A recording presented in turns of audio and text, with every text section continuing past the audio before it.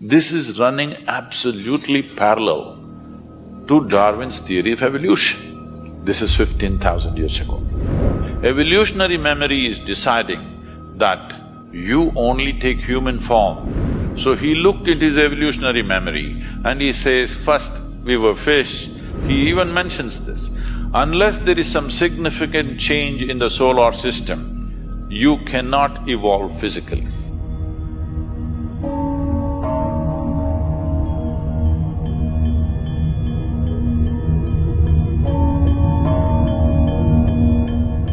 Charles Darwin, 152 years ago, he was born 200 years ago, but when he was 52, he propounded his theory of evolution. 15,000 years ago, Adiyogi said this. I want you to look at this carefully. If you know something about Darwin's theory of evolution? Yes. No, just about the fact that you were a monkey, not just that. Something more?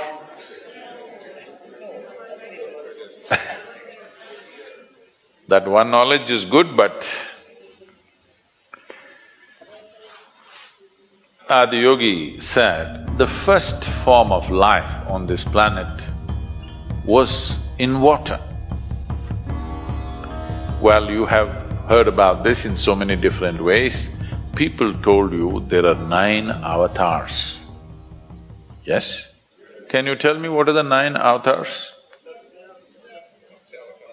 Matsya avatar? No, don't jump. Kurma avatar? Varaha? No. Narasimha? Vamana? Parashurama? Rama? Krishna? Buddha. 9. Now, you must understand this. Right now people have started looking at these names as people. Look at them as qualities. First form of life was fish. Darwin also agrees. It was in the water. Second development on the planet is amphibious life, Kurma Avtara. Half in the water, started picnicking on the land. Then many other creatures in between, but the next significant life is mammalian life. Among the mammals, the first one is the boar. Even today, you will see… You have wild boar in Rajasthan? Okay. Wild boar or a pig is the most physical animal of all the animals you will find. In the sense, it is so strongly rooted in its body that even, if people go to hunt a wild boar or something, you can't kill it easily. Where we are next to the rainforest. There are tribal villages, these boys who go to school, I'm talking about 10, 12-year-old boys, when they're coming back, if they see a deer, they will take sticks, they'll just pick up sticks somewhere, attack the deer and kill it. I'm saying school boys with a stick. That's how other mammals are made. You also, one knock on your head, you'll fall dead. But this is not the way a wild boar is. It doesn't die easily because it's so rooted in its physicality. Even today, if you see somebody overly physical, you say he is like a pig. No? Because pig represents excessive physicality. So the first mammal he is describing is a boar or a pig. What is next? Narasimha, half man, half animal. Next is Vamana, a dwarfed man. Next is a full-fledged man who is Parashurama, but emotionally volatile. So volatile, he lopped off his own mother's head. Next is Rama, a peaceful man. Next is Krishna, a loving man. Next is Buddha, a meditative man. Next is supposed to be a mystical man. Everybody's claiming it's me, it's me, it's me. You need to understand, these are not people. Those people are representative of those qualities that we are talking about. So, life evolved like this. This is running, believe me, this is running absolutely parallel to Darwin's theory of evolution. This is 15,000 years ago. He did not go to Galapagos Islands and put things under microscope and look. He sat there with his eyes closed and saw that if you go deep enough into this, there is an evolutionary memory in this. If there was no evolutionary memory, suppose you're a man and you eat a watermelon, it becomes a man after some time, yes? Now you're a woman, if you eat a watermelon, it'll become a woman. If a cow eats a watermelon, it becomes a cow. Why this is happening is, there is something called as evolutionary memory and genetic memory here. Evolutionary memory is deciding that you only take human form, not suddenly you eat a smart watermelon and you got confused and became a cow. Such thing will never happen, okay? And there is genetic memory, which clearly says, this is a woman's body, eat whatever you want, this will only become a woman, not a man. Because the genetic memory is intact. Why people are fighting against genetic engineering is because of this. Once you meddle the plants and then the animals, then it'll come to you. Then you don't know. If they do some mistake, you will become half man, half animal once again. We don't know what'll happen. So that is the resistance for genetic engineering, because once you start meddling with the basic material, you don't know what'll happen because we have not figured it completely. So he looked at his evolutionary memory and he says, first we were fish, then we were this, all the 9 things, and now you're here. Now that you're here, you've taken on this human form. If you want to evolve from here, you can only consciously evolve. Your physical evolution is over. For this, there is an entire mathematic as to why your physical evolution is over. There are many aspects of it. I will not go into the mathematics because a few ladies just shook their head, no, we don't want mathematics.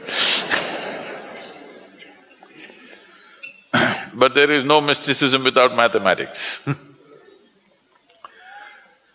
To put it very simply, the nature of who you are right now is a consequence, a complex amalgamation of memory, of variety of memories that you have.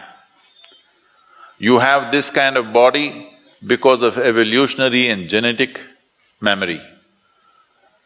You like this, you dislike that because of various levels of unconscious, subconscious, karmic and other types of memory. You have no control over it, what you like and what you dislike most of the time. You will have to strive hard to rise above that. Because memory is determining everything about you. So, when we say evolution, in a way we are talking about the play of memory and the building of experience and growing into various levels. So he is saying if you're willing to strive, you can transcend everything that limits you. Only thing is, your physical body is not designed to change anymore, because with this solar system, he even mentions this, unless there is some significant change in the solar system, you cannot evolve physically. They naturally asked, you have grasped so much but our brains are struggling, can we grow this a little bit? He said no, in a different way, but today modern neuroscientists are saying this. Your brain consumes 20% of the energy generated in this body, though it is only this much, I'm sorry, am I showing too small? Okay. Though it is only this much and it is lightweight because mostly it's air, in spite of that, it consumes 20% of the energy generated in your body. The rest of the body, so much, consumes remaining 80%. So if you want to increase your intelligence, whatever, if you increase the size of the brain, the amount of power needed for that, body cannot provide. So you cannot increase the size of your brain. Another way of making this happen is, you can pack more neurons into the same size. Then you may have sparkling intelligence, but there will be enormous cross-connections and confusion all the time, and you will become super restless. Some of you may have children like this at home. They're super restless. They're intelligent, but they're all over the place because too many neurons are packed in their brain. Now immediately you take them to a doctor, they will give them one of the three alphabets, ADD, ADY, XYZ, something, something, MNOP. No, you should not start medication. What you need to do is, if you have a child like that, you must take time, make them walk in the nature, take them for 3-day trek in the desert, go and swim somewhere, expose them to nature and lots of physical activity. The body will manage itself, it will eliminate the extra neurons that are there and come to its own balance. If you medicate, you must understand any medicine that you take has no intelligence to go to a specific place, it goes everywhere. They can't just dull some part of the brain, they'll dull the whole brain and the whole body. You'll destroy a child's life very early simply because somebody is eager to give pharmaceuticals. Anyway, so he offered this dimension that if you're willing to strive, you can transcend all limitations.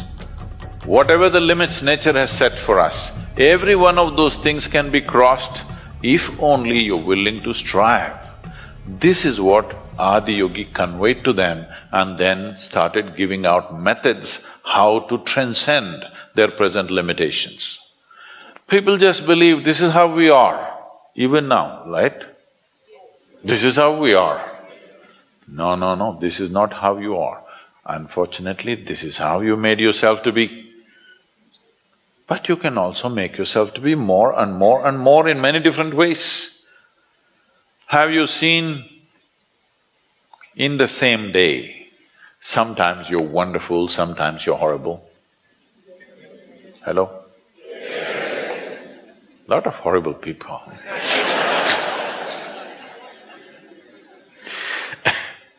So I'm saying, you always think it happened to you. No, no.